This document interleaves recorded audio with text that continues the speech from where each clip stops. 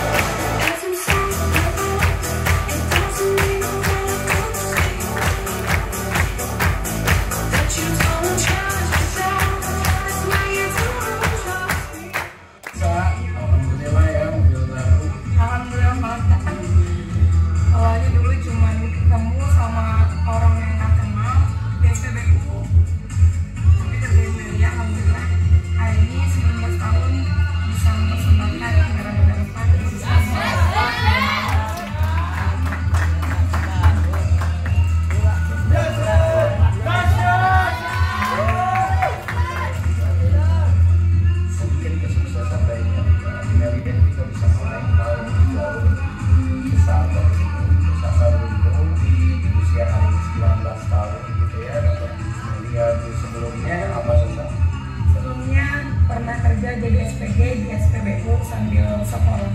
Nah, kalau kita di SPG mungkin untuk hal ini bisa dikatakan sangat lebih mulia, alhamdulillah ya. Hanya dalam hitungan singkat, tahun 2020 dan berkah, pastikan bahwa mobil ini digunakan untuk berjuang juga untuk membangun bisnis media sekaligus berikan yang terbaik buat orang tua supaya semakin mantap lagi. Hari ini udah mobil naik segera sama kesempatan rumah ya yang lebih baik lagi buat kedua orang tua. Mudah-mudahan barokah ya.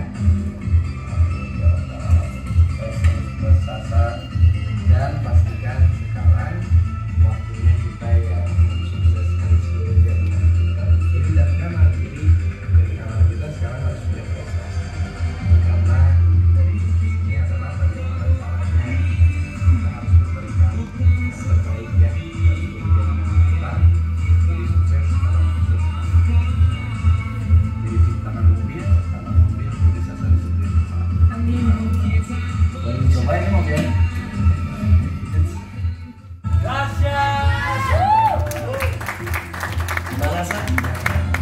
Gak nyangka banget bisa beli mobil usia masih 19.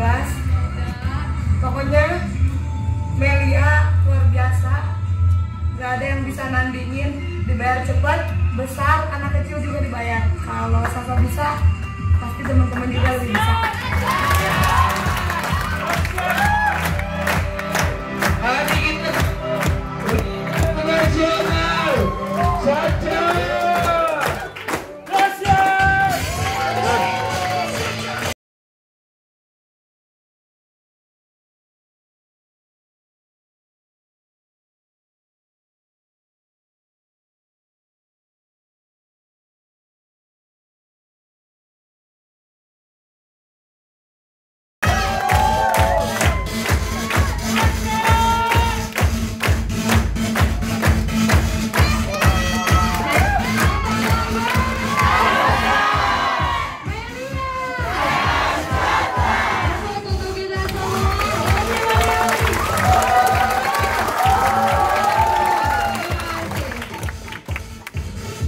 Assalamualaikum warahmatullahi wabarakatuh.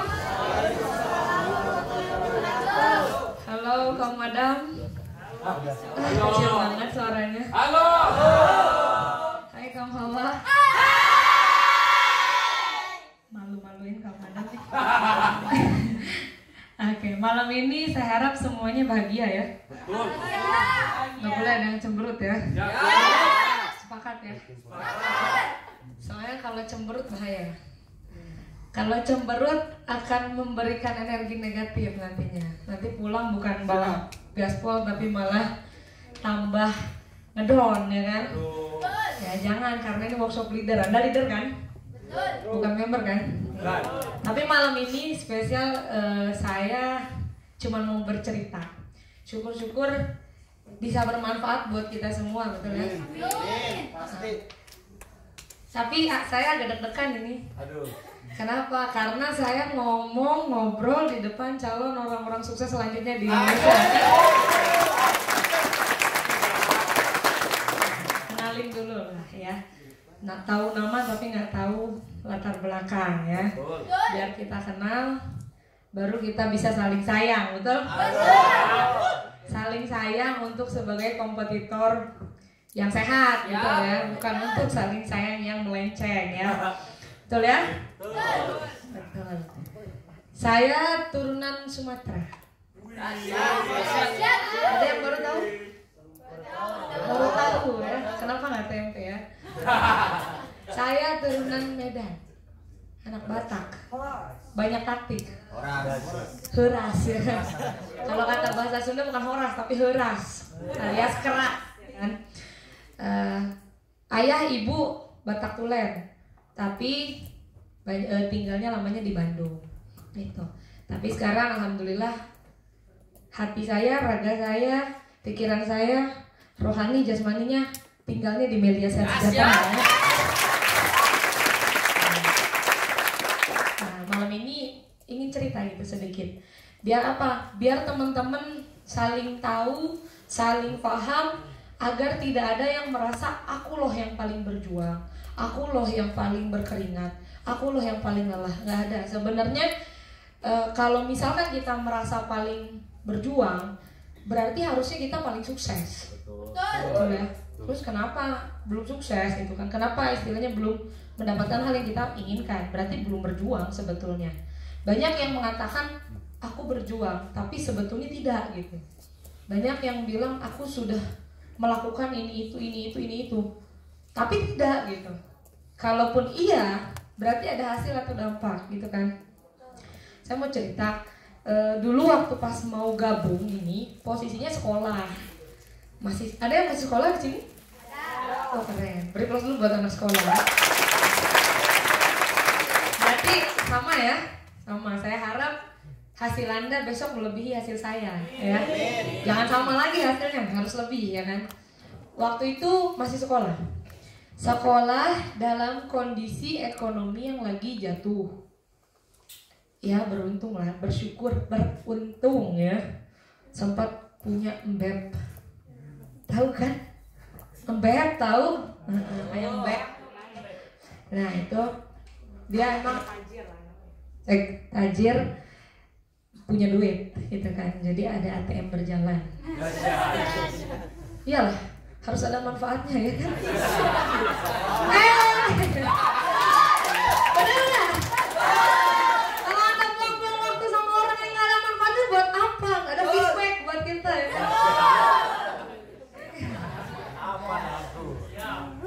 ini baru awal, tunggu cerita finishnya. Nah dari situ ya alhamdulillah terselamatkan buat jajan ya, enak gitu kan. Tapi lama-lama yang namanya apa ya di sini bahasanya sekarang bucin, betul ya? Yang namanya bucin, virus merah jambu itu tidak kekal. Yang kekal itu namanya pernikahan, betul ya? Karena diikat sah, ya kan? Nah jadi tidak kekal. Akhirnya apa ya, kandas gitu kan? Ya, ini hatinya mengkontek. Si dia punya dia yang baru, ya kan? Coba agak mulai makanya semuanya nih. Barangkali siapa tahu ada yang sama ceritanya sama saya kan, cerita hidupnya ya kan. Sama kan, tapi naasnya nggak sama, nanti kita cerita ya. Dari situ dengan pengen move on ya, pasti pengen move on. Dari situ saya cari kesibukan sampai curhat sama temen gitu kan. Ini kondisinya keluarga lagi jatuh gitu kan ekonominya, terus juga hatinya juga lagi jatuh juga gitu kan. Akhirnya teman bilang, kerja aja cari uang, dia bilang gitu. Akhirnya dikasih tahu sama salah satu kerjaan, dan itu jadinya SPG. Mungkin teman-teman juga tahu lah gitu kan, latar belakang saya juga SPG gitu, Sales Promotion Girl. Dulu saya ngerangkap sekolah kerja gitu. Demi apa? Demi uang jajan buat sekolah gitu, karena dulu saya ngerasa berarti kalau saya lulus sekolah SMA nggak apa-apa, tapi nggak boleh adik saya nggak lulus sekolah gitu. Saya punya adik saya juga sekolah kan, kalau saya mah lulus SMA nggak apa-apa, tapi masa adik saya mau lulus SMP, ya kan. Akhirnya dari situ saya cari uang gitu, dari kerja jadi SPG gitu kan. Tapi kondisi keluarga itu nggak tahu gitu, ibu saya nggak tahu kalau saya sambil kerja. Biasanya kalau anak muda kan Senin sampai Jumat sekolah, Sabtu Minggunya paling di rumah ya kan, nonton TV, main game, kadang juga nggak mandi ya kan. Iya, jangan munafik Anda ya. Iya. Karena apa? Saya juga dulu gitu, tapi semenjak jadi kerja, semenjak jadi SPG, ibu saya heran dulu. Kemana ini anak ya gitu kan, tiba-tiba setiap weekend ini dari pagi sampai sore sampai malam kadang nggak ada di rumah gitu kan, kadang ditanya gitu kan. Kadang juga kan yang namanya SPG ini kita kerja di target, terus di target kalau nggak nyampe target ya berarti nanti taruhannya uang gajinya dikurangin gitu kan, kadang nggak dapet ya kan, sayang gitu kan, kadang sampai malam gitu. Nah saya juga termasuk dulu nggak terlalu memikirkan harus pulang gitu. Kadang ada teman ya udah gitu, saya kadang nginep gitu di rumah teman yang mana yang dekat, karena dulu juga ditempatin kerjanya agak jauh dari rumah gitu kan. Cuman apa yang jadi motivasi saya buat mau kerja? Satu, yang penting saya punya jajan. Yang kedua, gimana caranya saya udah nggak minta sama orang tua gitu, karena apa, setiap minta pasti nangis dan ujungnya nggak dikasih gitu. Sampai sempat saya ngeliat adik saya, kalau saya tipenya sekolah nggak ada duit ya udah nggak apa-apa, nggak usah sekolah. Tapi kalau adik saya rajin orangnya, dia mau sekolah minta duit buat jajan nggak ada, sampai ujungnya dia nangis, jeblakin pintu berangkat sendiri. Saya lihat ya, kalau misalkan Anda masih punya hati ya adik saya harus sekolah gitu. Kalau saya nggak apa-apa lah, adik saya harus sekolah gitu. Karena apa? Dia rajin, beda sama saya gitu. Dia orangnya suka belajar, kalau saya ya bodo amat gitu. Kalau dia harus belajar, orangnya nggak mau gitu, nggak mau kalau nggak belajar gitu. Akhirnya dia sambil nangis gitu, dia sambil berangkat sekolah gitu. Dan saya lihat di situ, jadi saya mikir gimana caranya saya bantuin adik saya gitu. Saya bantuin adik saya. Akhirnya saya kerja gitu dari situ. Nah cuman semenjak, Anda harus tahu gitu kan, saya kuliah hari ini, saya kuliah di hukum ekonomi. Dan sebetulnya ada saya kemarin PKL di pengadilan agama. Anda cek ke pengadilan agama sekali-kali main, coba lihat catatan cerai itu karena apa? Ekonomi. Benar nggak? Benar. Nah pada saat keluarga saya tuh lagi, rumah itu bukan ibarat surga tapi ibarat neraka yang saya rasain di situ. Akhirnya saya juga malas pulang ke rumah gitu. Kadang nginep di rumah teman, kadang di mana aja nginepnya. Alhasil semenjak saya sekolah kerja nyaman dengan hal itu, saya bagi sama adik saya uang jajan saya. Adik saya udah aman buat sekolah, yang minimal 10.000 20.000 saya kasih, ya untungnya nggak seberapa emang. Dari situ kadang ibu saya nanya, kamu di mana kak? Ibu saya kadang SMS, kok nggak pulang, kok jam segini belum pulang? Kamu di mana? Nggak saya balas. Besoknya SMS lagi, nak di mana, mau bikin mama mati perlahan, dia bilang gitu. Kadang dia SMS lagi, saya nggak balas, tetap saya nggak balas. Kadang dia SMS lagi, kamu di mana, sama siapa, udah makan belum? Saya nggak balas lagi, karena saya tahu kalau saya balas nanti panjang banget ya kan, nggak beres gitu kan. Akhirnya dari situ saya sekolah kerja terus aja gitu, sampai sakit nih saya. Udah sakit, weekend nggak kerja, nggak punya duit, nggak bisa jajan. Saya di situ mikir, nggak kerja ternyata nggak punya duit ya. Akhirnya minggu depannya saya kerja lagi. Saat saya kerja lagi, saya nggak tahu ibu saya buntutin saya. Pagi saya keluar, sampai saya malam saya keluar, saya jualan di SPBU. Anda pernah ya ngantri beli bensin 20 menit aja Anda kepanasan, gimana rasanya? Panas ya. Saya harus 8 jam kepanasan di SPBU. Saya jual minuman yang orang nggak tahu. Kalau Anda jual teh kotak ya orang udah tahu teh kotak, tinggal beli. Ini jualan minuman yang orang nggak tahu gitu. Dan ditarget. Saya jualan hari itu. Setelah minggu saya sakit, minggu berikutnya saya jualan lagi. Saya sadar jam 10 pagi ada ibu-ibu ngeliatin di ujung pojok depan SPBU. Saya lihat ada ibu-ibu, tapi saya nggak hiraukan, saya nggak gubris gitu. Karena kan ditarget harus jualan, saya jualan aja terus. Tapi ibu-ibunya ada, tetap ada. Mulai zuhur, mulai masuk ke jam 2, mulai masuk jam 3. Saya mau sholat asar, balik kanan ke musola SPBU. Ibu-ibu tuh lari dari depan. Pas saya lihatin, itu ibu saya. Dia lari, nangis, dia peluk saya. Sambil dia bilang, kamu kenapa gak bilang sama mama kamu jualan? Ayo mah, ke musola aja dulu, saya ajak dulu. Akhirnya ngobrol sedikit, saya suruh ibu saya pulang. Nanti saya pulang kalau udah beres, saya bilang. Ibu saya pulang di situ, nangis. Saya pulang juga, saya cerita. Iya, saya lihat adik saya mau sekolah nggak ada bekal, saya bilang gitu. Karena kalau saya bilang sama ibu nggak akan dikasih tahu, nggak akan dikasih izin, saya bilang. Akhirnya nangis ibu saya di situ. Tapi dari situ emang capek. Cuman ngandelin untung 10.000, 20.000, 30.000 yang saya bawa pulang ke rumah. Setiap hari harus sampai nyampe target. Kalau ngomongin keinginan, bukan keinginan saya. Kalau ngomongin kemauan, bukan kemauan saya.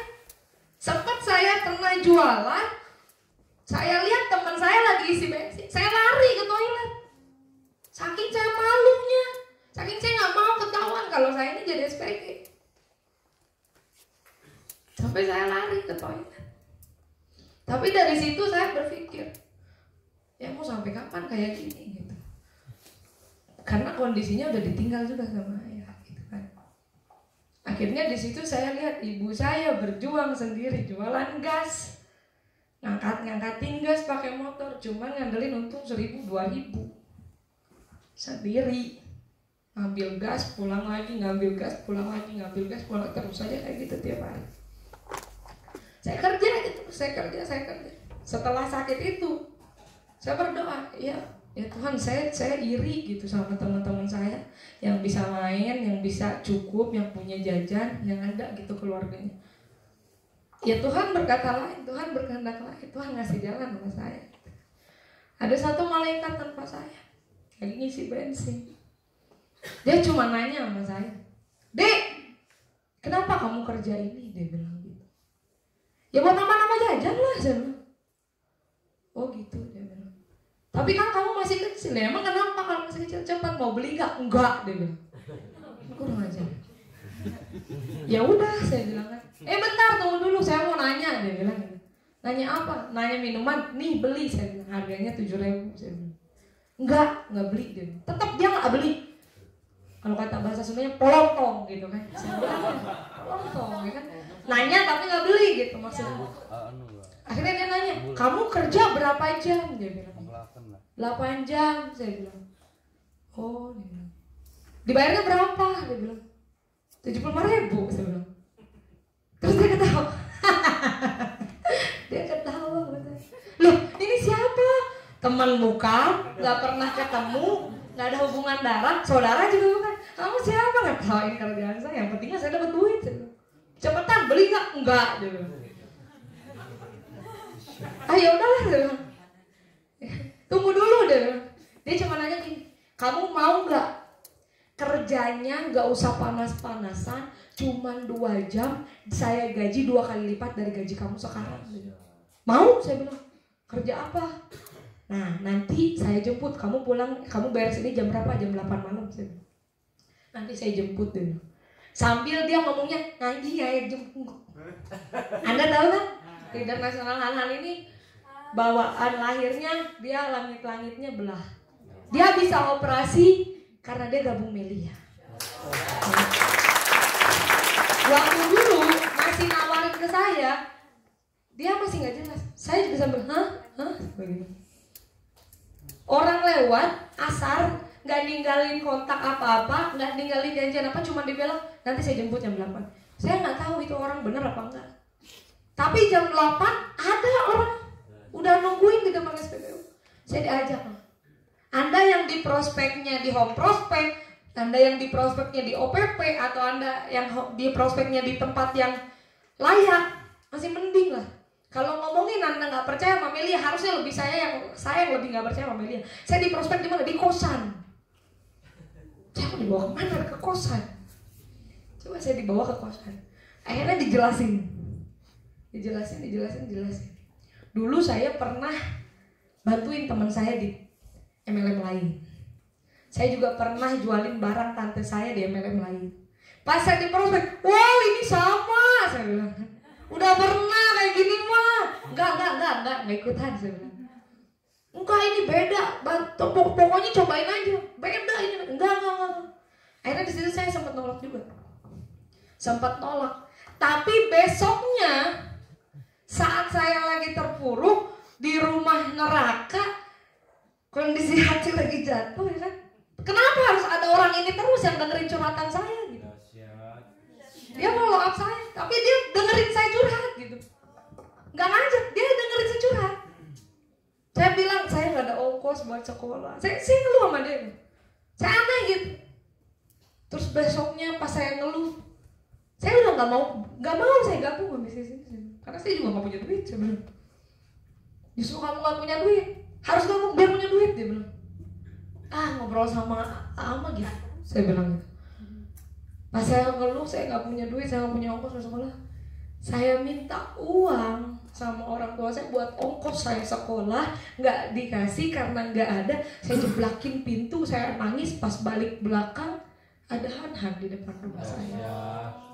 Ayo, saya anterin sekolah gitu. Ayo, saya bilang nggak ada ongkos kan?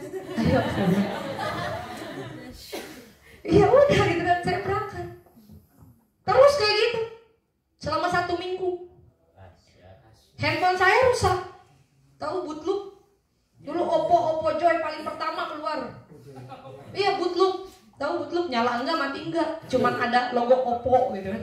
Gitu doang, stuck di situ ya. Sampai beliau itu minta kontak teman sebangku saya. Sampai dia nanya, Sasa udah keluar kelas belum? Belum, lagi piket. Bilangin Hanan udah di depan gerbang jemput sekolah. Dia terjemput saya. Sampai saya mikir, ini orang tuh kenapa gitu, kesahabat apa? Nggak kenal, saya nggak mau juga gabung di sini. Tapi dia selalu ada terus. Di saat teman-teman saya udah nggak ada, saking bucinnya saya jadi nggak punya temannya kan. Dulu, jadi teman waktu pas putus udah nggak ada teman gitu. Tapi adanya orang ini terus gitu. Aneh ya gitu. Ya udahlah gitu kan. Pas saya diajak ke OPP, sekali diajak ke OPP, 2 kali diajak ke OPP, ketemu sama Junior Leader Komite Nasional Pak Putra Persada Sultan Syahdu. Saya ketemu beliau waktu itu di BPC. Akhirnya dia bilang, anak sekolah ini gimana caranya harus jadi berlian di antara bebatuan. Dahsyat. Gak ngerti saya. Dahsyat sekarang. Ngerti kan? Antum, anak gak ngerti kan? Oh iya aja. Akhirnya dari situ ya udah modal nekat. Karena apa? Di OPP banyak orang. Mau move on, banyak laki.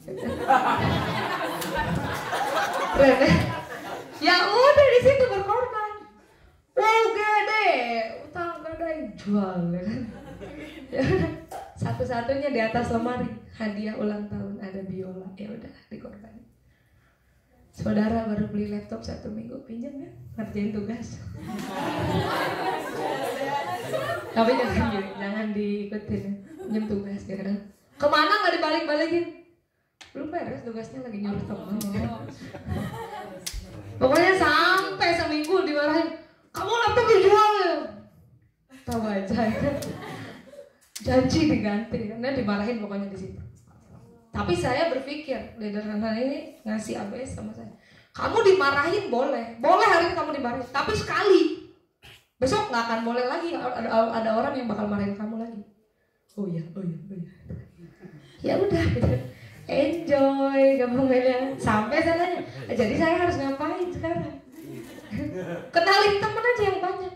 Oh siap, gampang kalau kayak gitu kan. Kenalin. Saya waktu dulu kenalin temen 1 hari 5 orang. Nggak mau pulang kalau belum 5 orang. Satpam kompleks saya bawa. Mamanya mantan saya prospek. Waktu itu ditanya di home prospek, ini mamanya Sasa? Iya. Daripada ribet kan. Tukang bakso yang suka lewat, saya prospek juga. Pokoknya tukang-tukangan banyak saya prospek. Sampai pita suara leader Hanan ini habis ya kan. Kalau di sponsor pita suara habis. 1 hari 5 prospek, 1 hari 5 prospek, 1 hari 5. Nggak mau berhenti kayak gitu. Karena apa? Saya harus balikin laptopnya ya kan? Pokoknya nggak mau tahu, harus balik cepat-cepat ini laptopnya. Akhirnya sepakat sama saya 1 hari 5 kali, 1 hari 5 kali, 1 hari 5 kali. Bodoh amat, nggak mau tahu orang prospek. Yang penting bawa orang, udah selesai prospek bawa lagi, selesai prospek bawa lagi. Jadi leader nasional Hanan itu nggak ada jedanya, nggak ada berhentinya gitu. Sampai benar-benar prospek, kadang saya sampai jam 1, jam setengah 3 baru nyampe pulang ke rumah. Dan itu posisinya pakai rok SMA. Posisinya kondisi rumah sama tempat ngundang. Dulu home prospek masih ada di rumahnya Pak Dewan di Deme, di Jalan Gatot Subroto. Dari rumah saya ke sana 1 jam. Itu perjuangan mulai tuh di situ. Kehujanan, kepanasan. Tapi ngundang terus. Karena apa? Enjoy saya. Jadi saya titip pesan sama Anda semua, jalanin Melia nggak perlu banyak beban, nggak perlu banyak repot gitu. Enjoy, harus enjoy gitu. Karena apa? Anda aja pacaran bisa enjoy, kenapa bisnis yang hasil nggak bisa enjoy? Ya kan? Itu posisinya masih pakai rok sekolah. Kadang saya bawa bekal baju, nanti ganti baju di home prospek. Sampai diomongin sama tetangga, kuping mama tuh panas. Tetangga tuh bilang, apa ini sekolah, anak di sekolahnya gimana, pulangnya jam 1, jam setengah 3. Diam aja saya. Diam, karena gak bisa jawab. Diam aja. Tetap leader Hanan ada buat saya. Tetap dia ada buat saya. Tetap dia dampingin saya. Akhirnya saya pernah ngerasain waktu saya berjuang, saya lapar. Dan saya tahu leader Hanan ini bonusnya kayaknya masih kecil. Saya berpikir di situ. Dan saya lapar. Jam 1 malam saya lagi diantarin sama beliau, diantarin pulang. Posisinya Anda pernah kan ngerasain ada angin dalam perut?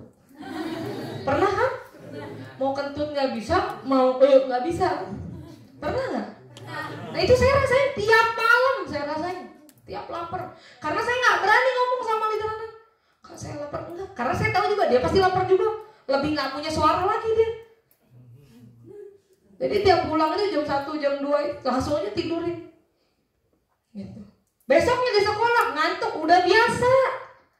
Ngantuk udah biasa. Udah biasa.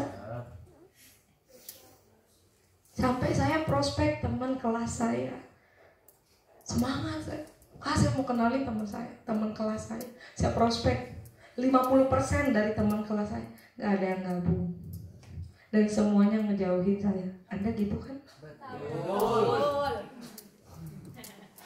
Udah ngejauhin saya, terus mereka bilang, jangan satu kelompok sama si Sasa. Gak pernah kerja kelompok. Dia bilang. Benar gak? Jadi yang Anda rasain hari ini udah dirasain sama top leader Anda duluan. Dan mereka gak mati, justru mereka lebih sukses. Jadi biasa aja, gak usah drama hidupnya. Benar gak? Pokoknya apapun yang Anda alamin hari ini, itu udah dialamin semua sama top leader kita. Ini gak usah lebay.